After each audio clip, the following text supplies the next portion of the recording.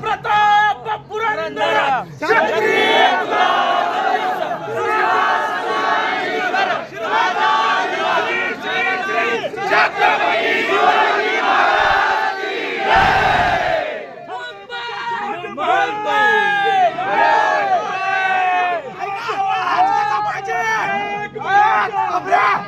आवाज कसा पाहिजे?